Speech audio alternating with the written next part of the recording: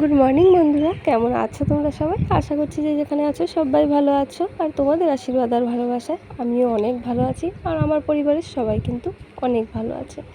তো আমি রিঙ্কু, রচনা লাইফস্টাইল আর একটা নতুন ভিডিওতে তোমাদের সবাইকে জানাচ্ছি অনেক স্বাগত আর অনেক ভালোবাসা। তো দেখো, সকাল সকাল কিন্তু আজকে আবার চলে এসেছি ফুল তুলতে। সকালের ঘরের যে হালকা টুকটাক কিছু কাজ থাকে সেগুলো করে ফ্রেশ হয়ে আগেই চলে এসেছি কিন্তু ফুল তুলতে। তো ফুল তুলে ঘরে গিয়ে তারপরে কিন্তু ঘরের কাজগুলো আবার শুরু করব। আর আজকে দেখো বাইরের আবহাওয়াটা আর একবার তোমাদের সঙ্গে শেয়ার করে নিলাম। তো শ্রাবণ মাসের আকাশ এর থেকে ভালো আর কি হবে। দেখো, একটু মেঘলা মেঘলা রয়েছে, আর কিন্তু হালকা একটু রোদেলা ভাবও রয়েছে। তো এই মেঘ রোদের খেলা তো চলতেই থাকবে, কিন্তু তার মধ্যে কিন্তু ঘরের কাজবাজ কিছুই আটকে থাকবে না। তো ফুল তুলে নিয়ে চলে এসেছি ঘরে। তো ঘরটা আগে মুছে নিচ্ছি, যেহেতু মেয়ের স্কুল রয়েছে আর আজ সোমবার। তো ঘর মুছে যদি ঠিকঠাক করে সব কিছু কাজগুলো গুছিয়ে দিই, তাহলে মেয়ে কিন্তু স্নান করে পুজোটা দিয়ে স্কুলে চলে যেতে পারবে। আর পুজোটা যদি দিয়ে চলে যায় না, তাহলে কিন্তু আমার কাজের অনেকটা সুবিধা হয়, যে আমি আমার কাজগুলো নিশ্চিন্ত মনে করতে পারি। সকাল সকাল পুজোটা না দেওয়া হলে না ভালো লাগে না, কেমন একটা চাপ থাকে, মনে হয় কখন পুজোটা দেবো, কখন কাজবাজগুলো সারবো। আর পুজোটা দেওয়া হয়ে গেলে নিজের মতো করে নিজে ধীরে সুস্থে সব কাজগুলো কিন্তু করে নিতে পারি। ওই জন্য ঘরটা আর কি সকাল সকাল মুছে দিচ্ছি। আর আজকে না ভাবছি বেশ কিছু জামা কাপড় রয়েছে, জামা কাপড় কাচা তো ছুটি নেই, যেহেতু ঘরে ছোট ছোট ছেলে মেয়ে থাকলে না জামা কাপড় কিন্তু প্রত্যেক দিনই কাচতে হয়। তো ওইটা তো প্রত্যেক দিন তোমাদের সঙ্গে শেয়ার করা হয় না, কিন্তু কাচাকাচিটা কিন্তু লেগেই থাকে। তো ঘর টর সব কিছু মোছা হয়ে গেছে, আর আমি চলে এসেছি আজকে রান্না করতে।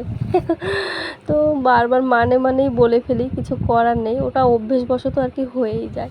তো যাই হোক, দেখো চলে এসেছি রান্নাঘরে। আর আজকে তো সোমবার নিরামিষ, আজকে করবো নিরামিষ সয়াবিন। আর এই যে দেখো, সবজিপাতি সব কিছু কাটা হয়ে গেছে, একদম রান্নাটা কিন্তু বসিয়ে দিয়েছি। যেহেতু মেয়ের স্কুল রয়েছে, ছেলেরও রয়েছে স্কুল। তো ছেলে তো একদমই বাড়ির পাশে, ওই জন্য ওকে নিয়ে খুব একটা সমস্যা হয় না, কিন্তু মেয়ের যেহেতু স্কুলটা একটু দূরে না, একটু সমস্যা হয়ে যায়। তাড়াহুড়ো করে কাজগুলো করতে হয়, ওকে রেডি করতে হয়, চুল বেঁধে দিতে হয়। তো এগুলো তো করতেই হয়, হয়তো প্রত্যেক মায়েরই এগুলো কাজ প্রত্যেক মাই করে। তো যাই হোক, দেখো সব কিছু এদিকে রান্না কিন্তু কমপ্লিট হয়ে গেছে, সেটা তোমাদের সঙ্গে পুরোটা শেয়ার করতে পারিনি। আর এদিকে কিন্তু তারপরে চলে এসেছি আমি, দেখো বিছানাটা গুছিয়ে নিচ্ছি। তো বিছানাটা গোছাতে একটু দেরি হলো কেন বলো তো, আমার দুষ্টু সোনা কিন্তু শুয়েছিল। তো যাই হোক, চলো বিছানাটা এই যে এইভাবে গুছিয়ে রেখে দিয়ে তারপরে কিন্তু আরও বেশ কিছু কাজ রয়েছে। বলেছিলাম যে জামা কাপড় ভেজাতে হবে, তো সেগুলো ভিজিয়ে নেব। তার আগে কিন্তু ছেলে মেয়েকে রেডি করে স্কুলে পাঠিয়ে দেবো। আর এই যে দেখো, আমার মেয়ে কিন্তু স্নান করে একদম পুজো দিয়ে দিয়েছে সোমবারের দিন। আর দেখো, সুন্দর করে কিন্তু ঠাকুর আসনটা সাজিয়ে নিয়েছে। ঠাকুর আসন সাজিয়ে গুছিয়ে পুজো দিলে কিন্তু সত্যি মনটা ভীষণ ভালো হয়ে যায়। আমি যেদিন যেদিন পুজো দিই, সেদিন তো আমি আমার মনের মতো করে সাজিয়ে গুছিয়ে সুন্দর করে পুজো দিয়ে দিই। আর মেয়েকেও বলেছি, বাবা একটু সুন্দর করে সাজিয়ে গুছিয়ে পুজো দিবি, দেখবি নিজের মনটাও ভালো হয়ে যায়। ও ছোটো মানুষ, খুব একটা ভালো পারে না, তবুও দেখো আজকে কিন্তু সুন্দর করে সাজিয়েছে।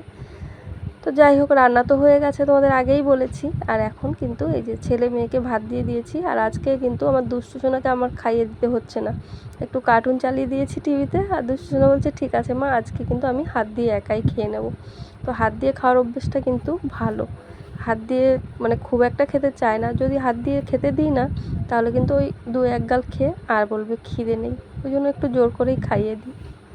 আর এদিকে দেখো, আমার মাম্পি কিন্তু একদম রেডি হয়ে বেরিয়ে গেছে। আর মাম্পি আমাকে বলছিল আগের দিন নাকি কোন একটা স্কুটিতে মাম্পির সাইকেলে ধাক্কা দিয়ে দিয়েছিল, তো ওই জন্য দেখো একটু চোট লেগে গেছে। তো ওইটাই আবার আমাকে দেখাচ্ছিল। তো যাই হোক, মাম্পি তো রেডি হয়ে এখন চলে যাচ্ছে স্কুলে। আর আমার কিন্তু এখন টুকটাক কাজ রয়েছে, খুব একটা কাজের চাপ নেই, যেহেতু ওদের বাবা বাড়ি নেই। তো দেখবে, বাড়ির পুরুষ মানুষ বাড়ি না থাকলে না কাজের কিন্তু খুব একটা চাপ থাকে না। কিন্তু সকাল থেকে উঠে এই যে 10টা সাড়ে 10টা পর্যন্ত প্রচুর কাজের চাপ থাকে, একদম ঝড় উঠে যায়।